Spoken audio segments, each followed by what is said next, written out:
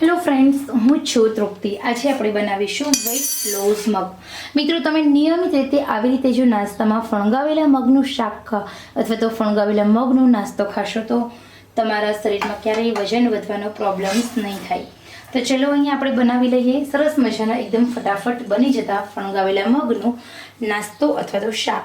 તો એના માટે અહીંયા મેં તેલ મૂક્યું છે। આપણો આ નાસ્તો વેઇટ લોસ નાસ્તો હોવાથી આપણે આ નાસ્તાને એકદમ ઓછા તેલમાં બનાવીશું।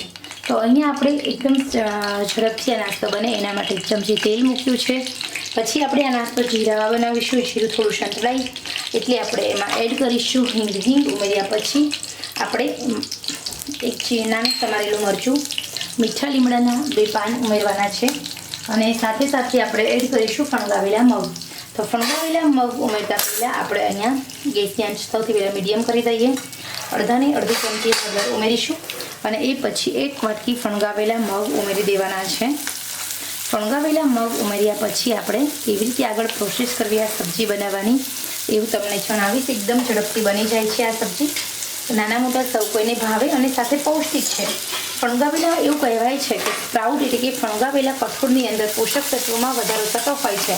તો અહીંયા આ પોષક તત્વો જળવાઈ રહે, પ્રોટીન, ફાઈબર, આની અંદર કેલ્શિયમ, ટોટલી પોષક તત્વો હોય છે। તો આ બધા જ પોષક તત્વો જળવાઈ રહે એવી રીતે આપણે નાસ્તો બનાવીશું। અહીંયા આપણે અડધો ગ્લાસ પાણી ઉમેરી દઈએ અને હવે આપણે ફણગાવેલા મગને ચડવા દઈએ। મેં ગેસની આંચ એકદમ મીડિયમ કરી છે અને હવે લીડ કવર કરીશું। લીડ કવર કર્યા પછી એકદમ મીડિયમ આંચે આપણે 2 થી 3 મિનિટ સુધી ચડવા દેવાનું છે। આપણા જે ફણગાવેલા મગ છે એને આપણે 80% સુધી ચડવા દેવાના છે। રોજ સવારે આવી રીતે તમે આ ફણગાવેલા મગનો નાસ્તો બનાવીને ખાશો એટલે સૌથી પહેલાં ફણગાવેલા મગમાં ડાયટ્રી અને સેલ્યુલર ફાઈબર હોવાથી તમને ભૂખ ઓછી લાગે છે। એ તમે 1 વાટકી ફણગાવેલા આ મગ ખાવાથી તમને સૌથી પહેલાં તો ભૂખ ઓછી લાગશે એટલે તમારો આપોઆપ વેઇટ લોસ થશે। બીજું કે જ્યારે પણ તમે ફણગાવેલા મગ ખાવ એટલે તમને પ્રોટીન મળે છે।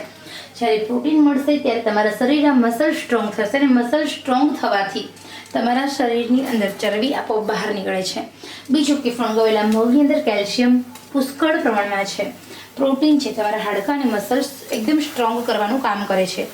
સાથે સાથે ખરતા વાળનો પ્રોબ્લેમ્સ હોય, આંખોના નંબરનો પ્રોબ્લેમ્સ હોય, દરેકમાં આ ફણગાવેલા મગ તમને રાહત આપે છે। અહીંયા હવે આપણે 1 મિનિટ થઈ ગઈ છે, આપણે હલાવી લઈશું।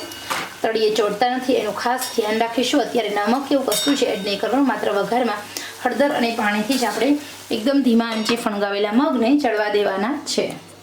તો હવે આપણે અહીંયા જોઈએ તો મેં 3 થી 4 મિનિટ સુધી આપણે આમાં જ એકદમ મીડિયમ આંચે ચડવા દીધા છે।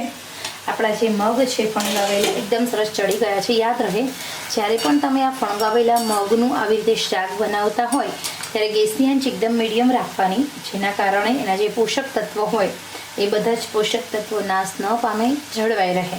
હવે આપણે લાલ મરચું એડ કરીશું, નમક એડ કરીશું, સાથે સાથે ગરમ મસાલો એડ કરીશું થોડો। એમ તમે જે કોઈ ગરમ મસાલો ખાતા હોય એ ગરમ મસાલો એડ કરશો। ઉપરથી થોડું કાચું જીરું સ્પ્રેડ કરીશું અને હલાવી લઈએ અને અહીંયા આપણે એકદમ મીડિયમ આંચે 2 મિનિટ સુધી આમ જ ફણગાવેલા મગને ફરી સાંતળવા દઈએ, જેના કારણે જે પાણીનો ભાગ છે બળી જાય અને આપણા જે ફણગાવેલા મગ હોય છે એ એકદમ સરસ મજાના ટેસ્ટી અને યમ્મી બને। હવે ઘણા લોકોને એવો પ્રશ્ન હોય છે કે જ્યારે પણ અમે મગ ખાઈએ ત્યારે અમને લોકોને ગેસ થઈ જતો હોય છે। તો જો તમને પણ એવું થાય કે તમને ગેસ થાય છે મગ ખાવાથી, તો તમે જે મગ હોય એમાં તમે લીંબુનો રસ 2 થી 3 ટીપા ઉમેરી દો અને પછી તમે મગ ખાવાનો ટેસ્ટમાં પણ વધારો થશે અને ગેસ્ટ્રિક પ્રોબ્લેમ્સ નહીં થાય। તો હવે અહીંયા તેલ આપણું છૂટું પડી રહ્યું છે, આપણે લીંબુ ઉમેરી દીધું છે। મેં અહીંયા અડધું લીંબુ ઉમેર્યું છે। આપણે આ રીતે લીંબુનું બીજ છે એ કાઢી લઈએ, કારણ કે લીંબુનું બીજ આપણે હેલ્થ માટે ખૂબ જ નુકસાનકારક હોય છે। તો હવે અહીંયા તમે જુઓ એકદમ નજીકથી તમને બતાવું તો અહીંયા તેલ છૂટું પડી રહ્યું છે, આપણે હલાવી રહીએ, આપણે પાણીનો ભાગ એકદમ ઝડપથી બળી રહ્યો છે। ઓકે, તો હવે અહીંયા આપણું જે ફણગાવેલા મગ છે એનું શાક બનીને રેડી છે। આ ફણગાવેલા મગનું શાક પણ તમે કહી શકો છો, ફણગાવેલા મગનો કોરો નાસ્તો પણ કહી શકો છો। આ બાળકોને લંચ બોક્સમાં પણ આપી શકો છો, ટિફિન બોક્સમાં આપી શકો છો। તમારા હસબન્ડ ટિફિન લઈને જાય છે તો ટિફિનમાં કોરું ફણગાવેલા મગનો નાસ્તો અથવા સબ્જી બનાવી દો। આ એમ જ રોટલી સાથે પણ ખાઈ શકો છો, પૂરી સાથે અથવા તો તમે ખાખરા સાથે કે એમ જ ખાઈ શકાય છે નાસ્તો. તો અહીંયા આપણે કોથમીર વડે ડેકોરેશન કરીશું.